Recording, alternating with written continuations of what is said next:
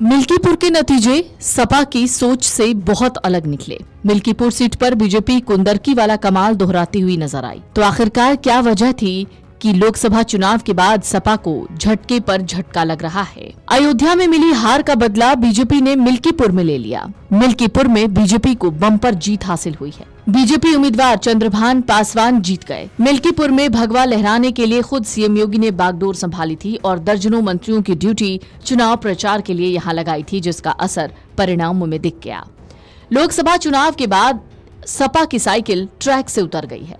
लोकसभा चुनाव में यूपी में मिली बम्पर जीत से सपा गदगद थी। अयोध्या में भी सपा उम्मीदवार अवधेश प्रसाद ने बीजेपी को धूल चटाई, लेकिन उपचुनाव में सपा का प्रदर्शन फीका पड़ गया। हाल में 9 सीटों पर हुए उपचुनाव में उसे केवल 2 सीट करहल और सीसामऊ में जीत मिली। यहां भी जीत का अंतर घटा है। वहीं अब मिल्कीपुर में पिछड़ने के बाद सपा पर सवाल उठ रहे हैं कि आखिरकार क्या वजह थी कि पार्टी लड़खड़ा गई। 9 सीटों पर उपचुनाव में हार के बाद अब मिल्कीपुर सीट भी सपा के हाथ से फिसल गई। बीजेपी ने यहां भी कुंदरकी वाला कमाल कर दिया। सपा का मिल्कीपुर का अभेद किला आखिर कैसे ध्वस्त हो गया, इसको लेकर सवाल उठने लाजमी हैं। सपा ने 6 महीने पहले ही मिल्कीपुर में उपचुनाव के लिए उम्मीदवार की घोषणा की थी। सपा ने मिल्कीपुर से विधायक रहे अवधेश प्रसाद के फैजाबाद सीट से सांसद बनने के बाद उनके बेटे अजित प्रसाद को यहां से उम्मीदवार बनाया, लेकिन ये दांव काम नहीं आया।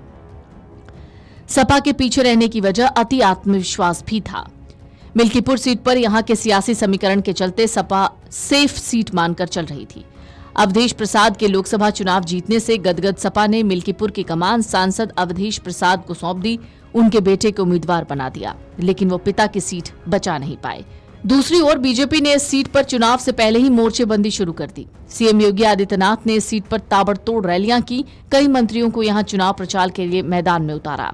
बीजेपी ने बूथ स्तर पर मजबूत पैठ बनाई, जबकि सपा मतदाताओं की नब्ज टटोलने में कामयाब नहीं हो पाई।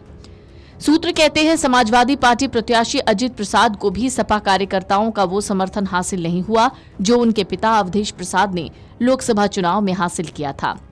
मिल्कीपुर में कार्यकर्ता अपने बीच का कोई उम्मीदवार देख रहे थे, लेकिन अखिलेश ने अजित प्रसाद पर ही दाव लगाया। चुनाव से पहले सपा के जिलाध्यक्ष रहे सूरज चौधरी ने भी पार्टी का साथ छोड़ दिया और आजाद समाज पार्टी के टिकट पर चुनावी मैदान में उतर गए थे। उत्तर प्रदेश की मिल्कीपुर विधानसभा उपचुनाव में बीजेपी और समाजवादी पार्टी का सीधा मुकाबला था। सपा से अजित प्रसाद और बीजेपी से चंद्रभानु पासवान मैदान में थे। जीत के बाद चंद्रभानु पासवान का बयान भी सामने आया, जरा सुन लीजिए उन्होंने क्या कहा। हम धन्यवाद देते हैं आदरणीय योगी मोदी जी और योगी जी को, जिनके कुशल नेतृत्व के कारण मिल्कीपुर की जनता ने अपना आशीर्वाद हमें दिया, इतना अपार जन समर्थन मिला।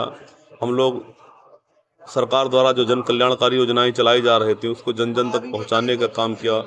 भारतीय जनता पार्टी की रीतियों और नीतियों से प्रभावित होकर वहां की महान देवतुल्य मतदाताओं ने जिस तरह से अपना आशीर्वाद दिया, उससे लगता है कि सारे रिकॉर्ड टूट जाएंगे। और आज तक जिस तरह से आप लोगों ने देखा, देश से आज़ादी से लेकर आज तक की जिस तरह से वहाँ के मिल्कीपुर के मतदाताओं ने आज तक सारे रिकॉर्ड तोड़ दिए हैं, जिस तरह से मतदान किया है।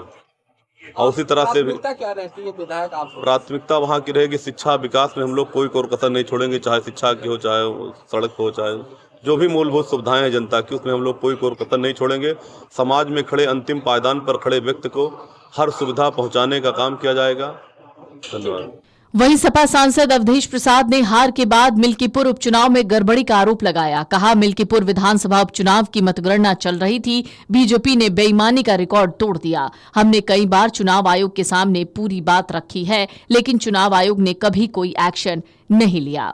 Video desk अमरउजाला.com। अमर उजाला जीवांजलि के सारथी की मदद लें और महाकुंभ में स्नान जरूर करें।